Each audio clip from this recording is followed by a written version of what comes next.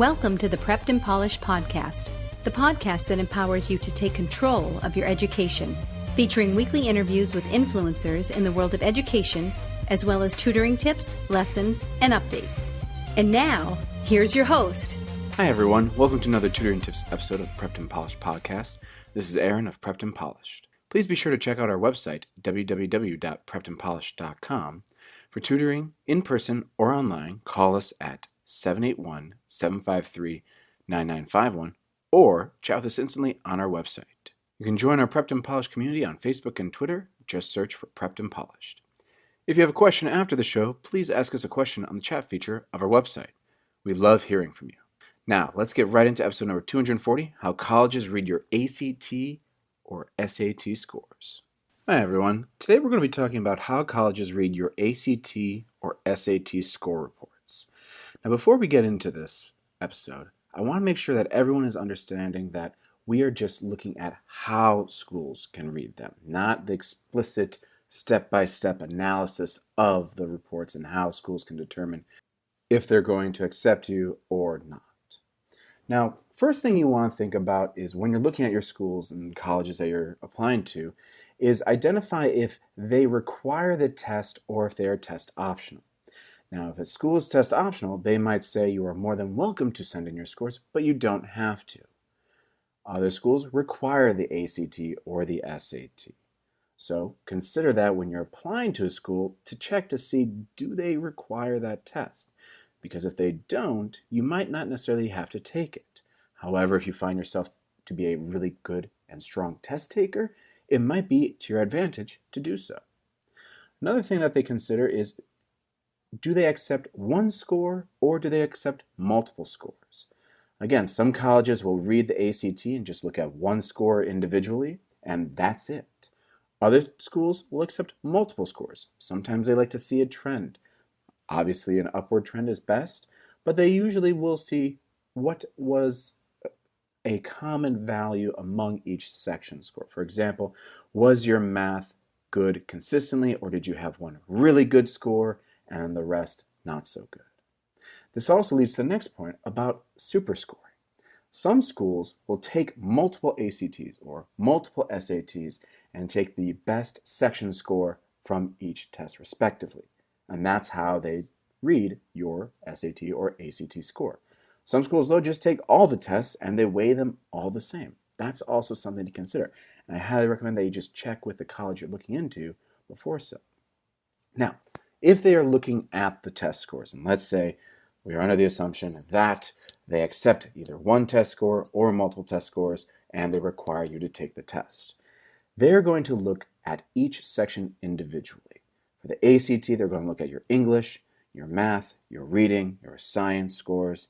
For the SAT, they're going to look at your critical reading writing score and your math score.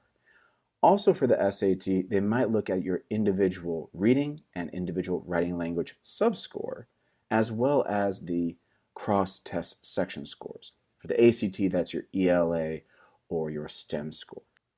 Each school might also consider how each test is scored, both together in terms of multiple tests or individually. As I mentioned before, if this is the case, they're going to take a look at when you took the test, how you did, and if that's the only test, was it a good test? Was it a strong test?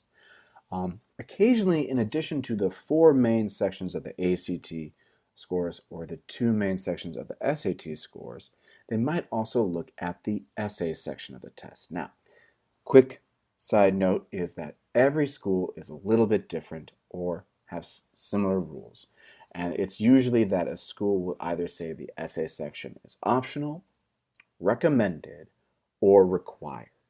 So, if you're applying to a school, take a look to check to see if it is optional. If you're a strong writer, I'd recommend taking the essay section at least once.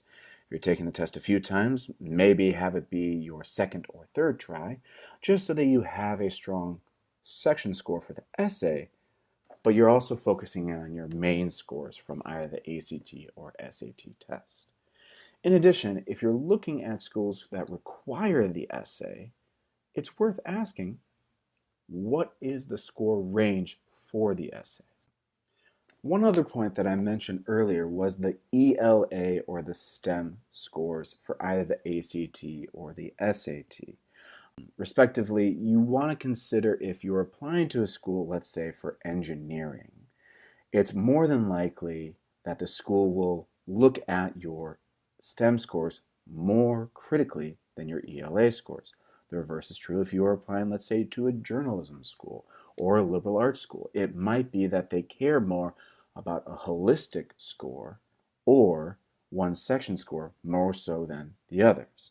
So again, this leads me to my final point here, is that I always tell my students to check the school's website, ask directly, get in touch with someone at the school or the admissions department to either email, call, to ask.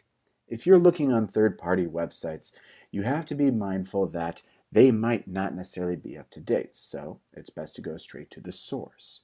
A lot of times when you're looking at the test, it can be a huge mountain to overcome, and especially when you only have one test in front of you that you can take for a school, or if a school is going to take a look at all the tests that you took, regardless of how well or maybe not so well that you did. It's worth knowing this before taking the test.